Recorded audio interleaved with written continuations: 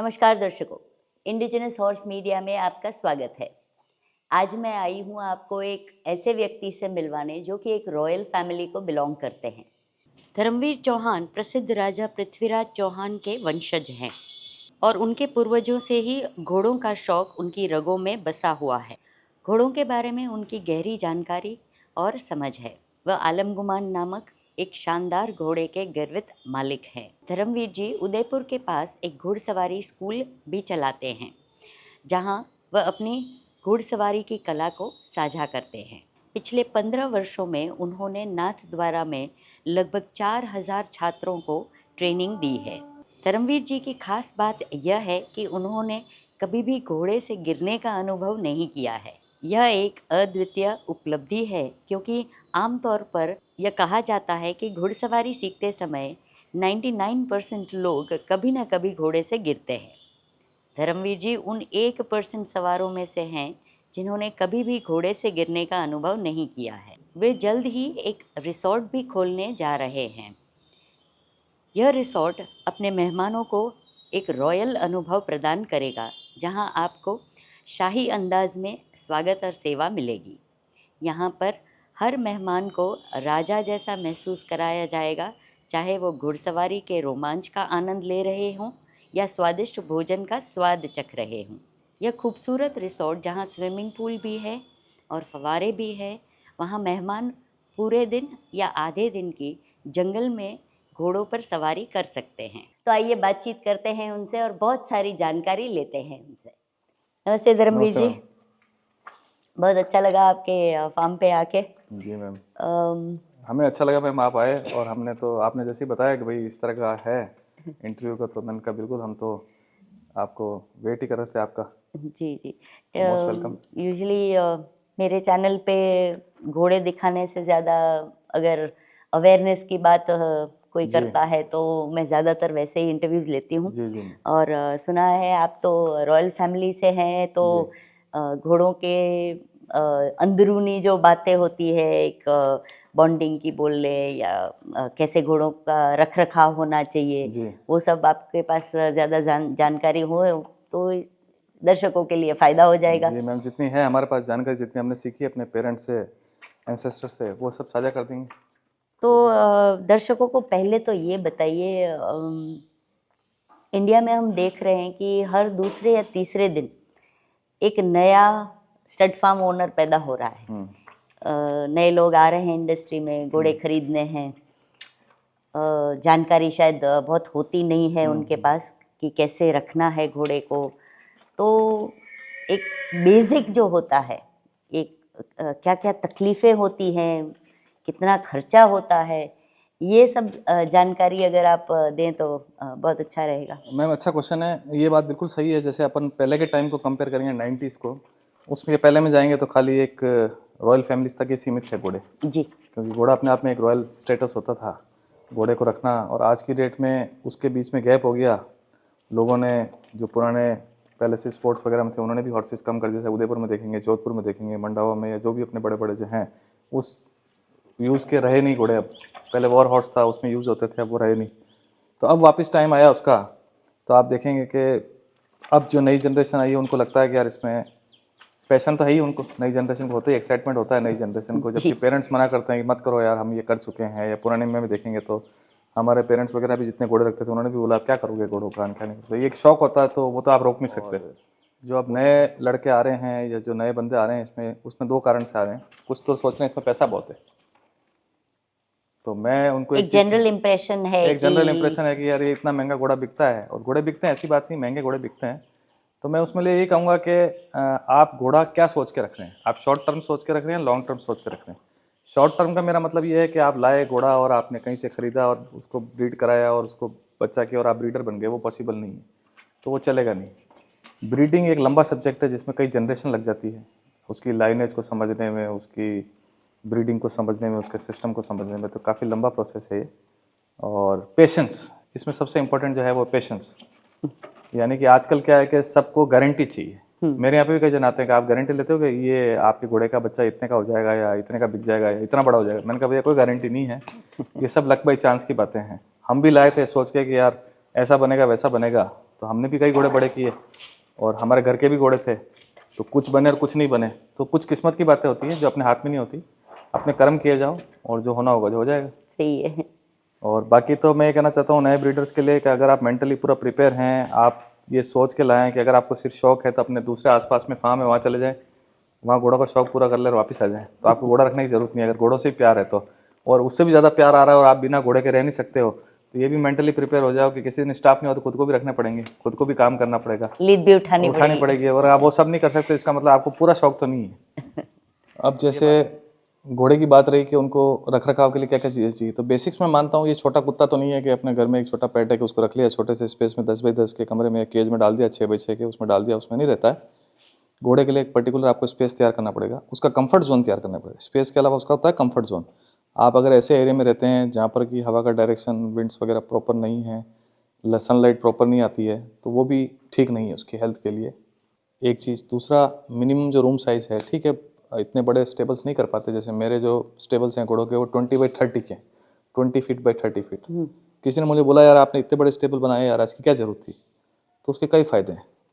एक फ़ायदा तो घोड़े को और दूसरा फ़ायदा हमें, आप पूछेंगे आपको कैसे फ़ायदा? हमें ये फ़ायदा है कि मान लो किसी 2 दिन हमारा आदमी नहीं रहा और घोड़ों की अगर साफ़ सफाई नहीं है और मान लो घोड़ा क्लीनिंग में हमें दिक्कत आ रही है, तो एक बार इतना गंदा नहीं होगा कि उसको कुछ दूसरी बीमारियाँ लगे, तो उसके बेनिफिट्स भी हैं। जी। जो बेसिक्स जो प्रॉब्लम आती है 1 या 2 दिन की आती है, 3 दिन कभी स्टाफ नहीं होता, तो उसमें वो आपके घोड़े का जो स्टेबल है वो गंदा नहीं होगा, तो उसमें आपके घोड़े के बीमार होने के चांसेस कम रहेंगे। और फीडिंग बॉक्स हमेशा हम आगे की तरफ रखते हैं। उसका रीज़न ये है कि कोई नया आदमी आपके पास लेके आए मान लो, तो एकदम से घोड़े के कमरे में नहीं जाना चाहेगा, डरेगा। तो उस केस में आप डायरेक्ट विंडो में से उसके फॉडर बॉक्स में खाना दे सकते हैं। बराबर। तो हम एक रीज़न ये भी है कि फॉडर बॉक्स हम आगे की तरफ रखते हैं। तो ये बेसिक्स भी ध्यान रखने चाहिए। ये प्रैक्टिकल में चीज़ें काम करती है, जब आपको ये प्रॉब्लम फेस करनी पड़ेगी तब आपको पता लगेगा इसकी इंपॉर्टेंस क्या है। तो दूसरा रीज़न। तीसरा, एक पेडेक होना चाहिए एक अच्छा, कम से कम ज़्यादा नहीं तो 5000 स्क्वायर फीट का, 50x100 का, थोड़ा बड़ा साइज का तो 100x100 का, जिसमें घोड़ा फ्रीली रन कर सके। और वो अगर हो सके पॉसिबल तो आप रूम्स के बाहर ही एक पेडेक रखें, ताकि एक आदमी वहाँ से खोल दे, दोनों तरफ से लॉक हो, उसका गेट सीधा अंदर खुलता हो और वहाँ से वो सीधा रिंग में आ जाए। एक ये भी कर सकते हैं आप, तो इससे आपके मैन पावर कम हो जाएगा। बड़े बॉक्सेस हमेशा बेनिफिशियल रहेंगे कई रीज़न से। हो सकता है आपको लगे यार बड़े बॉक्स की कॉस्ट ज़्यादा आ रही, तो आप एक घोड़ा कम रखिए, उसके एक घोड़े के कम खर्चे में आपके ज़्यादा बॉक्स बन जाएंगे। सही। तो बेसिक्स पे ध्यान दें, क्वालिटी पे ध्यान दें, क्वांटिटी पे ध्यान मत दें, तो ज़्यादा अच्छा रहेगा। तो दर्शकों, जो नए लोग इस हॉर्स वर्ल्ड में आ रहे हैं उनके लिए ये जानकारी बहुत ही ज़रूरी है। ध्यान दीजिए एक एक पॉइंट का। जो भी आपने घोड़े रखने के लिए चाहिए वो लॉजिकल एक्सप्लेनेशन धर्मवीर जी ने दिया है। तो धर्मवीर जी, आपने बताया एरिया काफ़ी चाहिए, स्टेबल्स भी, पैडक चाहिए घोड़ों को घूमने के लिए। इसके अलावा खाने पीने का, उसकी ग्रूमिंग का, ये भी तो एक खर्चे वाला प्लस मेहनत वाला काम है, तो उसके बारे में बताइए। सबसे पहले तो मैम मैं ये बताना चाहूँगा आपको कि आपने जो पूछा कि पेडेक बड़ा होना चाहिए, स्टेबल बड़े होने चाहिए, मैं कहता हूँ घोड़ा रखने के लिए सबसे पहले दिल बड़ा होना चाहिए। हाँ, सही है। अगर आपका दिल बड़ा नहीं तो घोड़ा मत रखो। सही बात इंसान है। हो या जानवर हो, वो जहाँ दिल होगा वहीं रहेगा। तो आप ये भी ध्यान रखें। इसका मेरा कहने का मतलब ये है, इसको मैं इजीली समझाऊं तो आप उनको अच्छा टाइम, क्वालिटी टाइम स्पेंड करें उनके साथ में, क्वालिटी फूड दें, अच्छा उनका केयर करें, हॉर्सेस की क्वांटिटी कम रखें, ब्रीडिंग में भी बेस्ट डॉक्टर्स वगैरह जो होते हैं आसपास में आपके मेडिसिन साइड से, वो अपने पास में टच में रखें, 2 से 3 डॉक्टर्स, ताकि इमरजेंसी में आपको अच्छा स्टाफ रखें, ट्रेंड स्टाफ रखें। जो पुराना हो गया उसको वैल्यूज़ दें, उसको संभाल कर रखें। क्योंकि घोड़े की भी एक आपके साथ जैसे बॉन्डिंग बनती है, वैसे ही एक स्टाफ के साथ भी बॉन्डिंग बन जाती है, तो वो बिल्कुल। बॉन्डिंग भी बहुत वर्क करती है। कोई भी जैसे अपना स्कूल होता है, बच्चे साथ पढ़ते हैं 5 साल और फिर वो एकदम से स्कूल छोड़ के अपन नए जगह एडमिशन कराते हैं, तो बच्चा भी एडजस्ट नहीं हो पाता। तो घोड़ा भी इसी तरह से नए जनों के साथ में एडजस्टमेंट में उसको भी एक फील आता है। तो ये चीज़ें नहीं होनी चाहिए, इससे उसके हेल्थ पे भी बहुत ज़्यादा इफेक्ट आता है। तो बाकी टाइमिंग बहुत इंपॉर्टेंट है। घोड़े के फीड का जो होता है टाइमिंग बहुत ज़्यादा इंपॉर्टेंट है। कुछ लोग कहते हैं पानी ऐसे रखना चाहिए, 4 घंटे पानी पिलाना चाहिए, 3 घंटे पिलाना चाहिए, वो पॉसिबल नहीं है आज के सिनेरियो में। कभी कोई नहीं उठाता, आप इतना अपन खुद ही भूल जाते हैं अपने काम। तो अपन घोड़े के लिए पर्टिकुलर एक आदमी के ऊपर उसको दबाव दे के गए, तेरे को टाइम याद रखना, तो पॉसिबल नहीं है। हाँ, खाने का अपन कर सकते हैं। टाइम से टाइम खाना देने से ये होता है कि आपको कॉलिक से रिलेटेड प्रॉब्लम्स कम आएगी। फीडिंग बॉक्स हमेशा नीट एंड क्लीन रखें और क्वालिटी फूड दें। इजीली जो साफ़ सफाई वगैरह वो सारी बेसिक्स पे ध्यान दें। साल में एक बार कमरे के अंदर चूना पुताई वगैरह करवाएं। या 6 महीने में और बढ़िया है वो तो ये सारी बेसिक चीज़ें हैं। और जैसे अपन कमरों के जो नीचे के जो बॉक्स होते हैं, स्टेबल्स के नीचे की जो रेत होती है उसके नीचे चूना ज़रूर डलवाएं और उसके ऊपर रेत डालें। उससे फ़ायदा क्या होता है, जो उससे टिक्स होता है, जिससे अपने ये बबेशिया, ये दूसरी प्रॉब्लम होती है, तो ये आपके टिक्स उसमें पनप नहीं पाएंगे। स्पेशली ये तब अच्छा काम करेगा तब आपके गर्मियों में, और अगर छोटे बच्चे हैं तो उनको ये प्रॉब्लम नहीं आएगी। ये सारी धर्मवीर जी, आपने रख रखाव की तो बेसिक सभी बता दी, जी और ज़्यादातर हॉर्स ओनर्स हेल्थ को लेके, घोड़े की हेल्थ को लेके कभी कभार इक्वाइन वेट से सलाह ले लेते हैं, या जो बहुत पुराने हैं उनको खुद को अनुभव है, खुद की दवाइयाँ कर लेते हैं। फिजिकल हेल्थ की बात कर रही हूँ कि भाई घोड़े को बुखार है या इंजरी हो गई है तो क्या करना है। लेकिन एक और चीज़ हेल्थ में जो ज़रूरी है, मैं मानती हूँ, वो है घोड़े की मेंटल हेल्थ। तो थोड़ा उस पे रोशनी डालिए। मैम, बहुत अच्छा क्वेश्चन है ये। मैं आपको इसका एक स्टार्ट करने से पहले एक बात बताऊंगा, एक कोट है एक, जिसमें लिखा जाता है कि चिंता चिता से भी खराब है। हम्म, चिंता जीते जी जलाती है, चिता मरने के बाद जलाती है। तो चिंता तो वो तो खराब ही है। चिंता का मतलब स्ट्रेस, तो वो अगर है तो आप कुछ भी खिला लो, वो ग्रो नहीं करेगा और वो बिल्कुल। हमेशा स्ट्रेस में रहेगा। तो आप जो चाह रहे हो वो कभी बन नहीं पाएगा। तो उसके लिए क्या होना चाहिए कि एक फ्रीडम और स्पेस और टाइमिंग होना चाहिए। उसमें क्वालिटी फूड इंपॉर्टेंट है, मैंने जैसे आपको बताया, और एक पेडक जरूर होना चाहिए जिसमें उसके फ्रेंड्स हों, यानी कि उसका भी ग्रुप हो छोटा मोटा। जैसे अपन बोलते हैं ना, पिकनिक पे छोटा गार्डन में चले गए 5 बजे, थोड़ा स्ट्रेस कम हो गया, जैसे एक ऑफिस वर्क हो गया एक तरह से, उसने बॉक्स में डालने का मतलब एक ऑफिस वर्क है उसका, और वो चाहता है मैं भी थोड़ी देर खुला रहूँ। तो उसके लिए घंटे 2 घंटा उसके जो फ्रेंड्स वगैरह हैं उनके साथ में घूमना करना, यानी कि पेडक उसको मिल गया। और रात भर मिल जाए तो और क्या चाहिए, गर्मियों में रात को मिल जाए और सर्दियों में दिन भर मिल जाए तो उसको क्या चाहिए। अगर ये पॉसिबल हो सके, ज़्यादा नहीं, मैं ये नहीं कहता हूँ बहुत बड़ा स्पेस इतना पॉसिबल नहीं हो पाएगा हर जाने के लिए, फिर बोलेंगे ऐसी चीज़ बता दीजिए हो ही नहीं सकती। तो ठीक है, आप अगर आपने एक पेडॉग आपने एक स्टेबल बनाया है 12x15 का या 15x20 का, तो एक 20x20 का एक छोटा सा एक ओपन पेड एक और बना दीजिए उसका बाहर ही, रूम के बाहर। अगर ऐसा कर सकते हैं तो उससे भी 90% स्ट्रेस उसका कम हो जाएगा। स्ट्रेस कम करने, क्योंकि घोड़ा दौड़ने वाला एनिमल है और एनर्जी को एब्जॉर्व करने वाला एनिमल है। एनर्जी कैसे एब्जॉर्व करता है कि आपके जो वाइब्स होती है आसपास की, अपनी नेगेटिव वाइब्स को भी एब्जॉर्व करके पॉजिटिविटी में क्रिएट करता है। जैसे अपन ने देखा होगा, कितना भी स्ट्रेस हो आप घोड़े के पास जाते हैं तो एक अलग ही आपको एक एनर्जी आती है। सही है। ये भी एक रीज़न है। इसकी तो थेरेपीज होती है फॉरेन में, तो बाकायदा इसकी बहुत एक्सपेंसिव थेरेपीज है, हाँ, हॉर्स थेरेपी जिसको अपन बोलते हैं। तो आप सोचें कि घोड़ा तो आपका स्ट्रेस भी ले लेता है, और जब ये स्ट्रेस में होगा तो फिर सोचें फिर इसकी मतलब क्या हालत हो रही है। तो इसके लिए सबसे अच्छा मैं मानता हूँ कि जो अपन बेसिक दे सकते हो पेडॉक है। दूसरा क्या है कि जैसे हमारे पास स्पेस है बाहर, तो हम क्या करते हैं, जैसे एक घोड़े को राइड पे ले गए तो उसके साथ में जो उसके फ्रेंड्स होते हैं उनको पीछे पीछे ले लेते हैं, तो वो भी साथ में दौड़ लेते हैं, तो खुश हो जाते हैं। तो ये भी एक तरह का पिकनिक स्पॉट हो जाता है, रनिंग फ्री और सारा, जिसको अपन बोलते हैं रन फ्रीली। तो ये दूसरा तरीका सबसे बेस्ट है, मतलब सबसे बेसिक बता रहा हूँ। बाकी तो स्ट्रेस के तो बहुत सारी चीज़ें होती है, मसाज भी होती है, वो भी होती है, बहुत सारी चीज़ें होती है, पर ये एक बहुत अच्छी चीज़ है जिससे घोड़ा बहुत हुआ खुश रहता है। है रूरल एरियाज में पूरा दिन पेड़ के नीचे घोड़े को बांध के रखते हैं। स्ट्रेस तो छोड़ो, उसको बैठने नहीं देते, उसको सोने भी नहीं देते, ये मान के कि अगर घोड़ा बैठ गया या सो गया तो मर जाएगा। ऐसे भी लोग हैं। तो उनके लिए आप क्या बोलना चाहते हैं, खास करके जो घोड़े को सोने नहीं देते? ये भी एक प्राणी है, ठीक है, अपन इंसान एक उससे सर्वश्रेष्ठ प्राणी है तो अपन भी एक एनिमल ही हैं। तो अगर ईश्वर ने अपने को शक्ति दी है तो इसका मिसयूज मत करो, और इस तरह की हरकत मत करो जिससे कि बेचारे का जीते जी दम निकल जाए। तो एक तरह से मैं जो अपने घोड़ों को भी बांधता नहीं हूँ। सिर कब बनते हैं मेरे घोड़े, जब इनको नहलाते हैं। मैंने कभी घोड़ों को पछेड़े नहीं लगाई, मैंने कभी घोड़ों के साइडों से बांधा नहीं, साइडों के कभी घोड़ों के कभी मैंने हार्ड स्पिट नहीं लगाई जिससे उसकी ब्लीडिंग स्टार्ट हो जाए, कम उसमें उसको ताकत लगानी पड़े। ऐसा कभी नहीं किया और ऐसा करना भी नहीं चाहिए। आप घोड़े को टाइम दें। मैं तो आपको एक सिंपल बताऊं, स्ट्रेस कितनी ख़राब चीज़ है कि स्ट्रेस में घोड़ा काटता है। तो आप स्ट्रेस किसी का भी कम करना चाहते हो, आपको किसी ट्रेनर को बुलाने की ज़रूरत नहीं है, आप उसको स्पेस दे दो, उसको फ्रीडम दे दो, बस वो अपने आप सही हो जाएगा। 100 बीमारियों का एक इलाज है स्ट्रेस, और उसका कम करने का एक इलाज उसको फ्रीडम। मैम, आपने एक जो सोने की जो बात कही घोड़ों के, कि ये घोड़े को बांध देते हैं, वो सोने नहीं देते हैं उनको, तो मैं ये कहना चाहूँगा कि ये बिल्कुल गलत धारणा है कि घोड़ा सोता नहीं। पहली बात तो इंसानों की तरह होता है, जैसे इंसान का बच्चा होता है फर्स्ट बर्थ के टाइम, जो फर्स्ट डे होता है उसमें 23 साढ़े 23 घंटे सोता है, फिर धीरे धीरे उसकी फ्रीक्वेंसी सोने की कम होती है। घोड़ों में भी इसी तरह से होता है। तो घोड़ा, जैसे मेरे यहाँ देखेंगे आप तो घोड़े 6 साल का, जो मेरा आलम गुमान है 6.5 साल का, वो ऐसा सोता है, खराटा लेता है, बिल्कुल स्नोरिंग लेता है फुल। तो वो क्यों लेते हैं? जब वो स्ट्रेस फ्री होते हैं। कि अगर घोड़ा सो रहा है तो इसका मान के चलिए आपकी बहुत पॉजिटिव है और वो बहुत खुश है यहाँ पे इस एनवायरनमेंट में। तो 100% घोड़ों को जो इस तरह से बांध रहे हैं, उसको छोड़ नहीं रहे और उनको लगता है घोड़ा खड़ा रह के रिलैक्स हो रहा है, बिल्कुल गलत है। घोड़ों को आप जितनी फ्रीडम देंगे, हाँ ठीक है, एक एज के बाद तो वैसे भी घोड़ा 15 साल के बाद में वैसे भी कम सोता है और इस तरह से लेटना करना कम कर देता है, बाकी बैठता तो है ही। तो इसलिए मेरे हिसाब से ये तो बांधने वाला तरीका तो बिल्कुल गलत है। एक धर्मवीर जी, हमारे यहाँ पे, हमारी कंट्री में ये होता है कि इक्वाइन वेट्स बहुत कम है। जी पर्टिकुलरली कोई एक एरिया में काफ़ी किलोमीटर ट्रैवल करके इक्वाइन वेट को आना पड़ता है। ठीक है। तो शायद उसी वजह से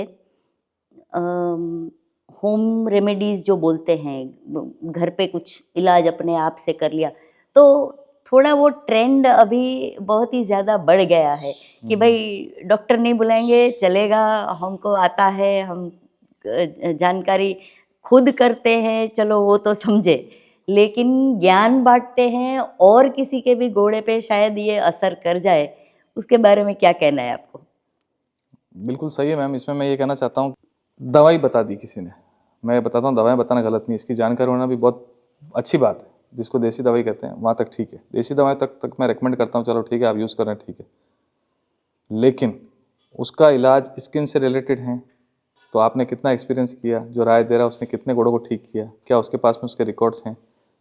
जैसे एक टॉपिक चला था अभी बीच में कि यार घोड़ी का बच्चा जो है पूंछ के बाल खा जाता है। हाँ। तो किसी ने कहा कि लाल मिर्च को गर्म करके उसका पानी उबाल के उसकी पूंछ को उसमें दबा दो, बच्चा नहीं खाएगा।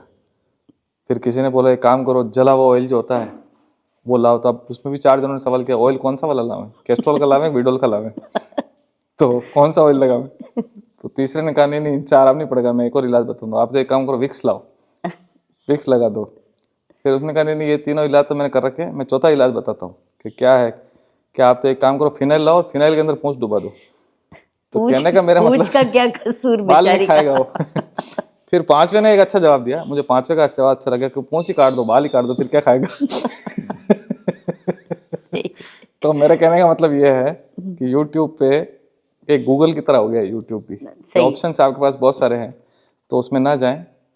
डॉक्टर्स, एडवांसमेंट्स, ये सारी चीज़ें होती हैं, महंगी हो सस्ती हो, इतने महंगे एनिमल्स में आप पैसा ना देखें। डॉक्टर कोई विदेश में होते तो भी लोग बुला लेते हैं, आज इलाज कराने के लिए बॉम्बे, अहमदाबाद, दिल्ली, चेन्नई सब जगह जाते हैं। अपने पे आए तो दुनिया जहान में घूम जाए और घोड़े पे आए तो जो है यहीं घुमाएं उसको, ऐसा नहीं होता है। अगर आप उसको जान बोल रहे हैं तो आपको जान बचाने के लिए सब कुछ करना पड़ेगा। तो मैं उनके लिए यही कहूँगा, जहाँ तक हो सके देसी नुस्खे जहाँ तक ठीक है, इंटरनल एक बार इमरजेंसी में देसी नुस्खे काम करते हैं, हम भी यूज़ करते हैं। और जहाँ तक रही मेडिसिन की बात, तो प्लीज़ डॉक्टर को कंसल्ट करें। ऐसा कोई डॉक्टर नहीं है जिसको आप पे करेंगे वो नहीं आएगा। और अगर ऐसी इमरजेंसी है तो ऐसे वेट्स होते हैं पास में जिसको आप उस जो आपका सीनियर डॉक्टर है उनसे कंसल्ट करके आप उसका ट्रीटमेंट करवा सकते हैं। उससे ये होगा कि आपके जो घोड़े के ऊपर जो भारी मुसीबत आने वाली है उससे आप बच जाएंगे और आपको कुछ टाइम मिल जाएगा उसको बचाने का, आपके प्यारे एनिमल को बचाने का। तो बिल्कुल। मैं यही कहना चाहूँगा कि यूट्यूबर्स से भी सावधान रहें, जो एक्चुअल रियलिटी बता रहे हैं या नहीं बता रहे हैं उनको 100% फॉलो ना करें। और ख़ास तौर से मेडिसिन से रिलेटेड अगर कोई जानकारी कोई साझा कर रहा है तो उसको बहुत सोच समझ के यूज़ करें। डॉक्टर्स की सलाह लें, डॉक्टर्स आपकी जान बचाते हैं, आपके एनिमल की जान बचाते हैं, उन्होंने कोर्स किया है, उनका भरपूर फ़ायदा लें। हम ले रहे हैं, हम खुश हैं, हमारे कई डॉक्टर्स कांटेक्ट में हैं और हमेशा हम डॉक्टर से ही सलाह लेते हैं। बिल्कुल सही है आपकी बात। मेरे खुद के चैनल पे जी जो भी डिजीज़ के रिलेटेड जी मैंने वीडियोस बनाए हैं या जी उसके इलाज के रिलेटेड, जी वो सब मैंने डॉक्टर से ही वीडियो बनवाए हैं। बिल्कुल, बहुत बढ़िया। डॉक्टर मारडिया, डॉक्टर जिग्नेश्वर डालिया, डॉक्टर ठीक बात है। पीयूष चिखलिया, जी क्योंकि सही जानकारी उनके पास ही है। मैं जी ऐसा नहीं कहती कि जो 40-50 साल से घोड़ों की दुनिया में उनको जानकारी नहीं ठीक है, बात है। होती है जानकारी, लेकिन हर एक घोड़े का टेम्परामेंट, उसका जो फिजिकल इंटरनल जो भी है वो घोड़े का अलग रहता है। आपके घोड़े को कुछ असर कर जाए बराबर, लेकिन शायद यही सलाह कोई दे रहे हो और दूसरे घोड़े पे अप्लाई हो रहा है, उसके लिए शायद वो जानलेवा हो सकता है। तो ये बहुत अच्छी बात एक की मैम मैं आपने। आपसे इस बात पे कंटिन्यूशन में आपको एक बात और कहना चाहता हूँ कि जी। पहले एक अपने सबसे बड़ी प्रॉब्लम देख तो है ही ग्लोबल वार्मिंग, जिससे बहुत ज़्यादा क्लाइमेटिक चेंज और अप डाउन्स हो रहा है। इसकी वजह से भी अपने को भी इफेक्ट आता है, घोड़ों में भी आता है, बिना बात के अपने हेडेक होना चालू हो जाता है, अपने भी ह्यूमंस में भी, इनमें भी होता है एनिमल्स में।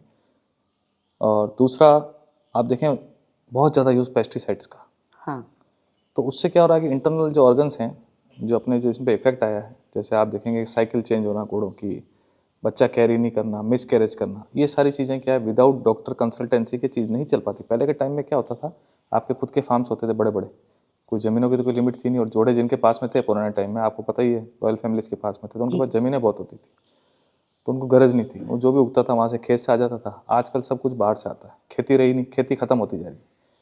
लोग खेत इसलिए रख रहे हैं बेचेंगे इसको, खेती करने के लिए रख रहे हैं। आज हाँ, खेत सिर्फ पैशन हो गया है कि हाँ मेरे पास अच्छी खेती है और कोई आएगा इसको बेच दूंगा, और अगला आदमी क्यों ले रहा है, मैं एक फार्म हाउस बनाऊंगा या गार्डन कर दूंगा, कोई गेहूं मक्की लगाने के लिए ले रहा है। तो पैटर्न सारा चेंज हो गया, सिनेरियो सारा चेंज हो गया। तो अपन उस सिनेरियो को इससे कंपेयर करेंगे तो कभी नहीं बैठ पाएगा। वो टाइम अलग था, वो कल्टीवेशन अलग था, वो यूज़ अलग था। आजकल जो है फास्ट ग्रोइंग टाइम है, जैसे घोड़ों को स्टेरॉइड्स दिए जा रहे हैं, ऐसी फसल को भी स्टेरॉइड्स दिया जा रहा है, तो उसका इफेक्ट तो अल्टीमेटली उन्हीं पे आना है। सही किस है। पे आएगा?